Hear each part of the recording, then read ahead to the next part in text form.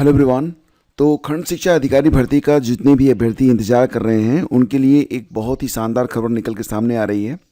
दोस्तों, काफ़ी लंबे समय से खंड शिक्षा अधिकारियों के प्रमोशन से संबंधित जो मुद्दा था ये अटका हुआ था, जिसकी वजह से रिक्त पदों की संख्या में बढ़ोतरी नहीं हो पा रही थी। अभी तक आयोग के पास रिक्त पदों के बारे में जो जानकारी थी कि लगभग 79 टू 99 यानी कि 79 से 99 नंबर के बीच में रिक्त पदों के बारे में जानकारी मिल रही थी। लेकिन एक बहुत बड़ा मुद्दा अब कोर्ट से सॉल्व कर लिया गया है और वो है प्रमोशन का। तो दोस्तों, अब खंड शिक्षा अधिकारी के पद पर जो नियुक्त हुए हैं उनको नियमित अंतराल पर प्रमोशन मिलता रहेगा और इस वजह से लगभग 200 खंड शिक्षा अधिकारियों का प्रमोशन किया जा रहा है। तो इनका promotion BSC, GIC principal, senior DIET lecturer आदि पदों पर किया जाएगा। तो इसका अर्थ ये निकलता है दोस्तों कि अब आपके पास एक नई भर्ती आने की संभावना पूरी बढ़ चुकी है। खंड शिक्षा अधिकारी की भर्ती का इंतज़ार काफ़ी लंबे समय से अभ्यर्थी कर रहे हैं, लेकिन किन्हीं कारणों से जो आयोग के द्वारा परीक्षा कैलेंडर जारी किया गया था तो उसमें भी इस बात का जिक्र नहीं था कि भर्ती इस साल आएगी कि नहीं आएगी। लेकिन क्योंकि अब यहाँ पर पदों की संख्या लगभग स्पष्ट हो चुकी है और 200 से ज़्यादा पदों पर ये भर्ती इसी साल जारी हो सकती है। तो जानकारी मिल रही है कि लगभग 200 पद इस वजह से खाली हो रहे हैं क्योंकि बहुत सारे जो खंड शिक्षा अधिकारी हैं उनका promotion BSC, GIC principal, senior DIET lecturer आदि पदों पर किया जा रहा है। तो ये जो पद हैं जो कि रिक्त हो रहे हैं प्रमोशन की वजह से, इनको भर्ती में ऐड किया जाएगा। और जैसा कि आप लोग जानते हैं, पहले से ही लगभग 79 से ज़्यादा पदों पर अध्याचन आयोग के पास पहुंच चुका था। तो इसका अर्थ निकलता है कि लगभग 200 से 250 के बीच में इस बार पदों की संख्या हो सकती है। अब आप ये जानना चाहेंगे दोस्तों कि इसका जो विज्ञापन होगा वो कब तक जारी किया जाएगा। तो देखिए, इसका जो विज्ञापन है वो आपको एटलीस्ट सितंबर के आसपास या उसके बाद ही देखने को मिलेगा। तो चलो, आपके लिए अच्छी खबर ये है कि खंड शिक्षा अधिकारी की भर्ती के लिए पदों की संख्या बढ़ रही है। साथ ही साथ इस साल विज्ञापन के आने के बारे में जो पुष्टि है वो हो रही कि इस साल विज्ञापन जारी हो सकता है। रही बात दोस्तों ये कि योग्यता क्या रहेगी, तो अगर आप बीएड हैं, चाहे आप पीजी के बेस पर हैं, चाहे आप यूजी के बेस पर हैं, अगर आपके पास बीएड है तो आप यहाँ पर आवेदन कर पाएंगे। बाकी जानकारी मैं आपको एक अलग वीडियो में दूंगा, लेकिन फिलहाल ये आपके लिए एक अच्छी खबर है कि लगभग 200 से अधिक पदों पर इस साल विज्ञापन की जारी होने की संभावना बहुत ज़्यादा बढ़ चुकी है। दोस्तों, इसी के साथ आपके लिए एक अच्छी खबर और भी है। जो लोग बीपीएससी टीआरई 4 नोटिफिकेशन का इंतजार कर रहे हैं उनके लिए अपडेट ये आ रही है कि कुल 46,882 पदों पर यह विज्ञापन जारी किया जाएगा, जिसमें पीजीटी लेवल पर यानी कि उच्च माध्यमिक के लिए 16,774 पद होंगे। अगर आप पीजीटी का फॉर्म भरना चाहते हैं तो आपको बिहार एसटीटी पेपर 2 पास होना ज़रूरी होगा। और इसी के साथ अगर आप बिहार में माध्यमिक शिक्षक बनना चाहते हैं यानी कि टीजीटी लेवल का जो फॉर्म होता है उसको भरना चाहेंगे तो 9,082 पदों के लिए आप अगर बिहार एसटीटी पेपर 1 क्वालिफाई हैं देन यू आर एलिजिबल। ठीक है। मध्य विद्यालय यानी कि कक्षा 6, 7, 8 के लिए पदों की संख्या 8,583 है। इसमें या तो आप बिहार टीटी पास हो या फिर सीटीटी पास हो, दोनों ही कंडीशंस में आप अप्लाई कर पाएंगे। और प्राथमिक में 10,778 पदों पर भर्ती की जाएगी, जिसके लिए या तो सीटीटी का पेपर 1 या फिर बिहार टीटी का पेपर 1 पास होना जरूरी है। और दोस्तों, रही बात ये कि इसमें जो योग्यता है वो क्या रखी गई है, तो मैंने आपको बता दिया है कि योग्यता बस वही रहती है जो कि हर बार रही है, यानी कि प्राइमरी के लिए जो डीएलएड या बीटीसी के समकक्ष हैं वो आवेदन कर पाएंगे। बाकी पदों के लिए आपका बीएड होना जरूरी है। विज्ञापन का प्रकाशन कब तक होगा, तो देखो दोस्तों, 19 या 20 अप्रैल तक आपको नोटिफिकेशन देखने को मिल सकता है और आवेदन की प्रक्रिया 25 या 26 अप्रैल से स्टार्ट कर दी जाएगी। परीक्षा की तिथि बहुत पहले ही आयोग के द्वारा डिक्लेयर की जा चुकी है। 22 से 27 सितंबर के बीच में परीक्षा करवाई जाएगी और इसमें किसी प्रकार के फेरबदल से पूर्णतया इनकार किया गया है। शिक्षा विभाग के अलावा अल्पसंख्यक कल्याण, अनुसूचित जाति और जनजाति कल्याण विभाग की रिक्तियां भी इसमें शामिल रहेंगी। साथ ही साथ अल्पसंख्यक कल्याण, अनुसूचित जाति और जनजाति कल्याण विभाग के स्कूलों में प्राचार्य जो पद होते हैं उनको भी इसमें शामिल किया जाएगा। इसकी जानकारी आज के जो अखबार हैं इसमें आपको दे दी गई है, जैसा कि आप यहाँ पर देख सकते हैं। चौथा चरण 46,882 पदों पर शिक्षकों की भर्ती होगी TRE 4 के अंतर्गत। बीपीएससी के परीक्षा नियंत्रक राजेश कुमार ने बताया कि चौथे चरण में शिक्षक नियुक्ति की अधिसूचना 19 या 20 अप्रैल को जारी कर दी जाएगी। इस बार कुल 46,882 पदों पर बहाली की जाएगी। इसके साथ ही अभ्यर्थियों के बीच लंबे समय से बहाली को लेकर चली आ रही ऊहापोह की स्थिति समाप्त हो जाएगी। और दोस्तों, जैसा कि आप जानते हैं, पिछले चरणों में सामने आई चुनौतियों को देखते हुए इस बार अतिरिक्त सतर्कता बरती जा रही है। विभागीय स्तर पर परीक्षा केंद्रों की तैयारी, प्रश्न पत्र की सुरक्षा व्यवस्था तथा मूल्यांकन प्रक्रिया को लेकर भी विशेष रणनीति बनाई जा रही है। और जैसा कि आप जानते हैं दोस्तों कि अब तक 3 चरणों में लगभग 2.5 लाख शिक्षकों की नियुक्ति की जा चुकी है और ये आपका चौथा चरण होगा।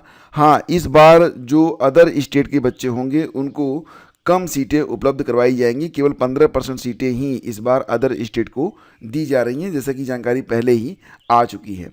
फिलहाल दोस्तों आगे बढ़ते हैं, चलते हैं आज के अखबारों के कुछ अन्य खबरों पर। जैसा कि आप यहाँ पर देख सकते हैं कि खबर ये है कि असिस्टेंट प्रोफेसर परीक्षा में शिक्षा सेवा चयन आयोग के 6 सदस्य भी बनेंगे प्रेक्षक। 18 और 19 अप्रैल को 6 जिलों के 53 केंद्रों पर 82,876 अभ्यर्थी परीक्षा देंगे। शिक्षा सेवा चयन आयोग द्वारा 18 और 19 अप्रैल को आयोजित असिस्टेंट प्रोफेसर भर्ती परीक्षा में तकनीकी त्रुटि बस अभ्यर्थियों के पालीवार समय में भिन्नता पाए जाने के मामले का संज्ञान लेते हुए आयोग ने इसे संशोधित किया है। आयोग के संबंधित लिंक के माध्यम से अभ्यर्थी अपना प्रवेश पत्र पुनः डाउनलोड कर सकते हैं। इसी वैध प्रवेश पत्र के साथ निर्धारित परीक्षा केंद्र पर अपनी पाली के अनुसार परीक्षा में प्रतिभाग कर सकते हैं।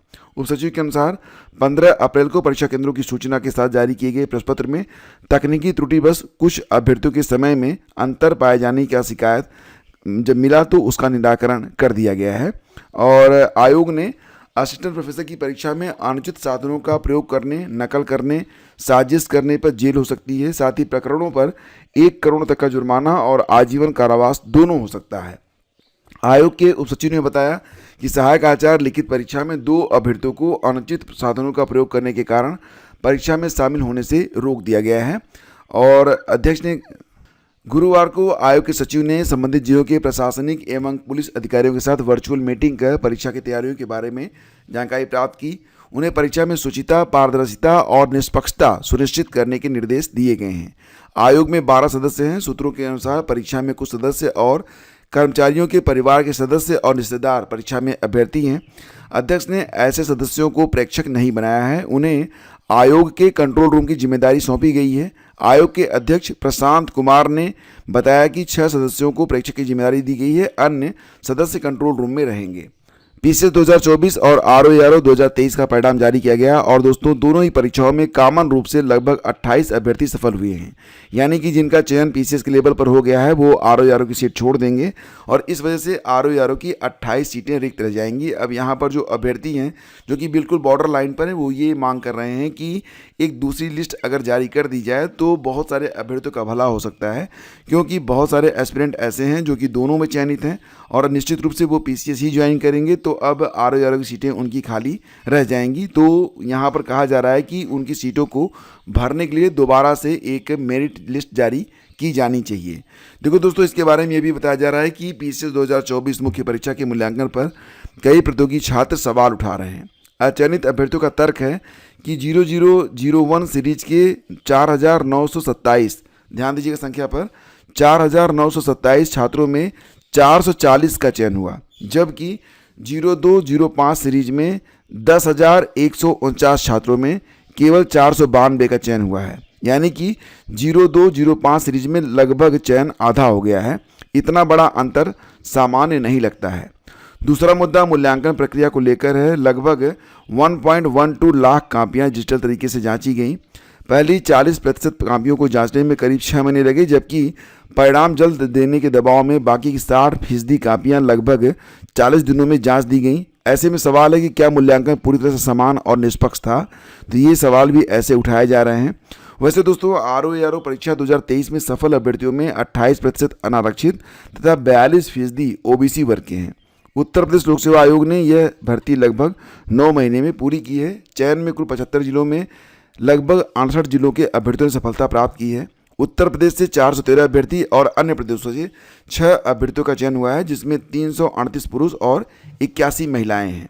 दोस्तों, 18 और 19 अप्रैल को होने वाली असिस्टेंट प्रोफेसर भर्ती परीक्षा के लिए आयोग के द्वारा 2 नोटिफिकेशन जारी किए गए हैं, जिस पर चर्चा मैंने कल के वीडियो में कर ली है। इसमें प्रवेश पत्र के बारे में एक नोटिफिकेशन है, दूसरा एक गाइडलाइन दिया गया है कि यदि किसी अभ्यर्थी के पास परीक्षा के दौरान नकल सामग्री पाई जाती है तो उसे न केवल परीक्षा से निष्कासित किया जा सकता है, बल्कि आयोग की आगामी परीक्षाओं और चयन प्रक्रियाओं से भी वंचित यानी कि डिबार किया जा सकता है, भले ही उस सामग्री का उपयोग नकल करने के लिए किया गया हो या नहीं। यह भी स्पष्ट है कि वस्तुनिष्ठ प्रश्नपत्रों में अभ्यर्थी के गलत उत्तरों के लिए कोई दंड नहीं दिया जाएगा।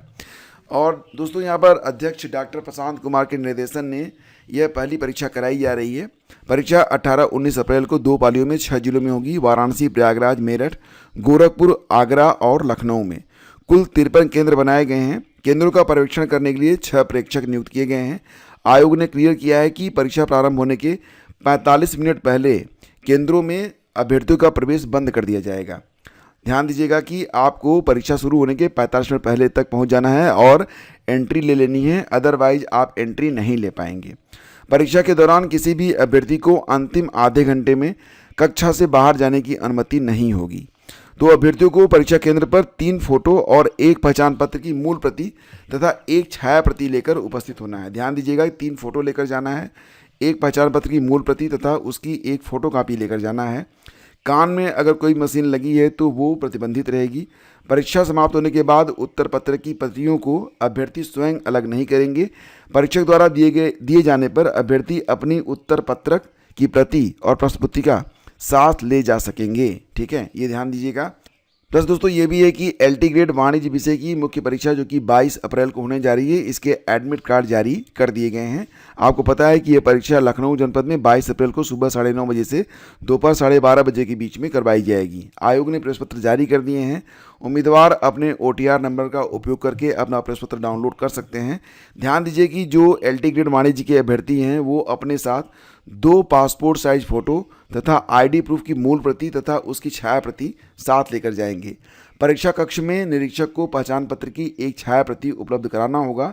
परीक्षार्थियों को परीक्षा प्रारंभ होने के निर्धारित समय से 1 घंटा 30 मिनट पहले परीक्षा केंद्र में प्रवेश दिया जाएगा। वहीं परीक्षा शुरू होने के समय से 45 मिनट पहले प्रवेश बंद कर दिया जाएगा। आयोग ने स्पष्ट किया है कि उत्तर प्रदेश सार्वजनिक परीक्षा अनुचित साधनों का निवारण अधिनियम के तहत परीक्षा में नकल, अनुचित साधनों का प्रयोग, प्रश्नपत्र की प्रतिलिपि बनाना, उसे लीक करना अथवा लीक कराने का प्रयास पर दोषी पाए जाने पर 1 करोड़ रुपए तक का जुर्माना और आजीवन कारावास तक की सजा का प्रावधान किया गया है।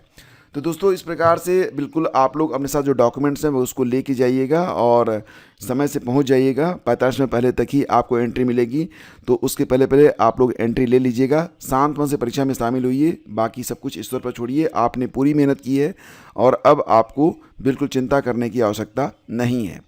और दोस्तों, केंद्र सरकार विशेष वित्तीय व्यवस्था बनाने पर कर रही विचार, मतलब कि अगर पेट्रोल, डीजल और रसोई गैस के दाम बढ़ेंगे तो उनको कंट्रोल करने के बारे में बात की जा रही है। मतलब एक कोष तैयार किया जाएगा और जब अंतर्राष्ट्रीय बाजार में कीमतें अचानक बढ़ेंगी या आपूर्ति बाधित होगी तब इस भंडार को बाजार में जारी किया जाएगा, जिससे कीमतों पर दबाव कम रहेगा। तो ये एक अच्छी पहल है, क्योंकि अभी भी मैं देख रहा हूँ कि बहुत सारे लोगों को गैस सिलेंडर उपलब्ध नहीं हो पा रहा है। तो दोस्तों, ये थी आज की पूरी अपडेट। थैंक यू हमसे जुड़ने के लिए। हम मिलते हैं आपसे अगले वीडियो में। BPSC TRE4 नोटिफिकेशन के लिए बहुत ही जल्द आपको जानकारी मिल जाएगी और खंड शिक्षा अधिकारी की भर्ती का इंतजार अगर आप कर रहे हैं तो बहुत ही जल्द आपको इसके बारे में भी गुड न्यूज़ मिलने वाली है ऑफिशियल तरीके से। धन्यवाद। Have a great day. जय हिंद।